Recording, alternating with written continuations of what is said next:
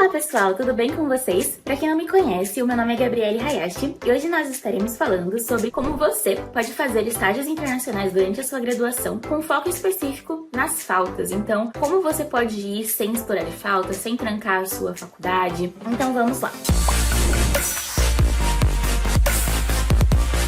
Primeiro de tudo, é importante a gente pontuar o que é um estágio internacional. É um estágio que você faz fora do seu país de origem, então fora do Brasil. E esse estágio, ele pode ser de diferentes caráteres. Ele pode ser um estágio acadêmico, ele pode ser um estágio profissional. Dentro do meio acadêmico, ele pode ser algo mais de pesquisa, por exemplo. Então tem diferentes formatos desse estágio. E esses diferentes formatos, eles também vêm com diferentes candidaturas. Portanto, existem aqueles estágios que você consegue se candidatando por um edital específico, de uma oportunidade específica, dentro do site de RH, dentro do site de uma universidade. Talvez por networking mesmo, você é oferecido ou oferecida uma vaga. Então existem diferentes formatos e diferentes formas de você se integrar nessa oportunidade. E quando se trata dessas diferentes formas e desses diferentes formatos, o tempo de cada estágio ele vai ser diferente. Ou seja, existem aqueles estágios que seriam estágios de 2 a 3 meses. Existem estágios de 4 a 6. Claro que existem estágios de períodos muito mais longos, mas aqui a gente está focando naqueles estágios que são oferecidos para quem está matriculado na graduação, e especialmente alunos que estão matriculados na graduação e que vão para outro país. Portanto, a oportunidade está consciente que é um aluno que tem uma matrícula em um país X, estará indo para um país Y para realizar esse estágio internacional e, portanto, a oportunidade está ciente que não será possível cursar essa graduação enquanto o aluno está longe. São oportunidades que têm consciência disso, são essas oportunidades que a gente vai estar falando hoje. Eu não estou mencionando aqueles estágios de contrato de um ano que você já pode ter se formado ou está no último ano da graduação e é outro país. Não, aqui a gente vai estar falando desse formato específico. Por quê?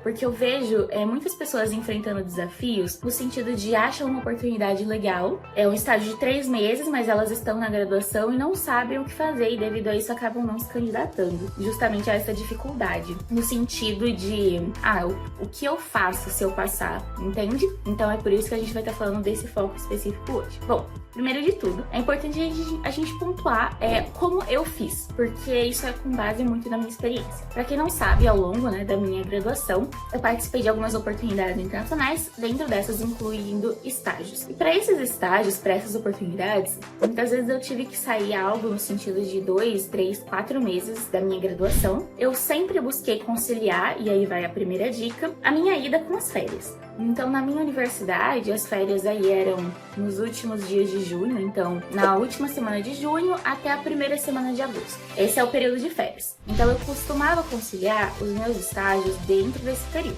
Ao mesmo tempo, um foco muito grande dentro desses estágios que eu me candidatava é que, além de caber certinho nas férias, eu não perderia nenhuma prova. Então, isso era muito importante, não perder nenhuma prova e não perder nenhuma apresentação de trabalho que eu teria que realmente fazer presencial. Então, esse era um cuidado que eu tinha. Depois de realizar ambos esses processos, de prestar atenção nisso, eu fazia algo que eu acredito que vai depender de cada universidade, mas é outra dica. Eu calculava as faltas. Então, eu acredito que cada universidade tem um limite de faltas que o aluno pode ter.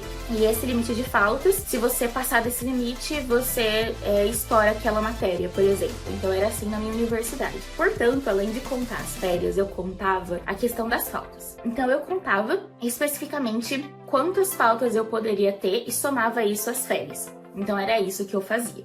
Levando em consideração que eu não poderia mais faltar em nenhum ponto aquele ano se eu fizesse isso. Então era isso que eu fazia, eu contava e eu adicionava. Então vamos supor que contando as férias e contando também as faltas, eu passei por um estágio de 3 meses e eu consegui 2 meses e meio fazendo essa conta. Depois disso, ainda falta ali, uma certa quantia de dias. Então o que eu fazia e o que é outra dica? Eu conversava com a coordenação do meu curso. Então eu conversava com a coordenação individualmente com cada professor. E explicava a situação, mostrava a minha carta de aceite. Geralmente eram oportunidades de pesquisa na minha área, pelas quais eu iria com uma bolsa completa de estudos. E justamente devido a isso, e também devido à grande bondade dos coordenadores, eles permitiam que eu realizasse essa oportunidade, que eu tivesse esse período um pouco além das faltas, desde que eu entregasse certos trabalhos, ou desde que talvez eu fizesse resumo de cada uma das aulas, depois de estudar a leitura do dia e estudar os slides. Então, era algo que eu tinha uma participação, porque eu fazia esses resumos, mas ao mesmo tempo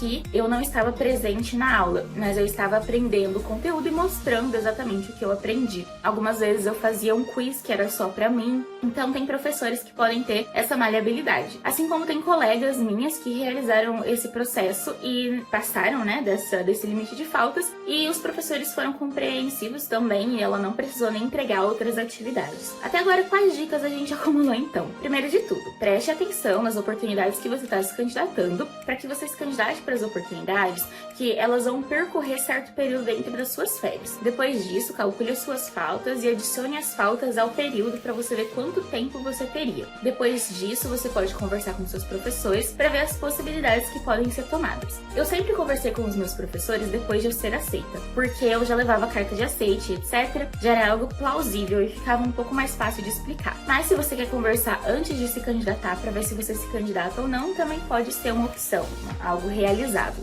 E agora, por último, eu gostaria de relar em um ponto importante. Gabi, tem a opção de trancar a sua graduação? O que você acha de trancar a sua graduação para fazer estágio internacional? Eu acho que isso depende muito do objetivo de cada um. Se para você tudo bem trancar a sua graduação, se esse atraso não vai impactar negativamente nenhum ponto, nenhum aspecto da sua vida, eu acho que é muito positivo você estar indo, né? Justamente porque é uma oportunidade que vai te gerar muito crescimento acadêmico, profissional e pessoal. Tem outras pessoas, por exemplo, como eu, que trancar a faculdade teve um impacto negativo no sentido de objetivo de carreira. Afinal, tem certas oportunidades ao longo da minha carreira que eu quero estar me candidatando que tem limites de idade. E eu já tenho que estar formada, já tenho que ter um mestrado. Devido a isso, eu optei por não trancar, mas não é que trancar é algo negativo. É que devido aos meus objetivos não funcionaria tão bem pra mim, o custo-benefício não teria um ponto tão positivo. Então é basicamente isso que eu queria me ensinar pra vocês. Eu espero que vocês tenham gostado do vídeo de hoje, que agora vocês tenham um entendimento maior, né, sobre como funciona esse processo de ir pra fora durante a graduação. Eu vejo vocês no próximo vídeo. Tchau, pessoal!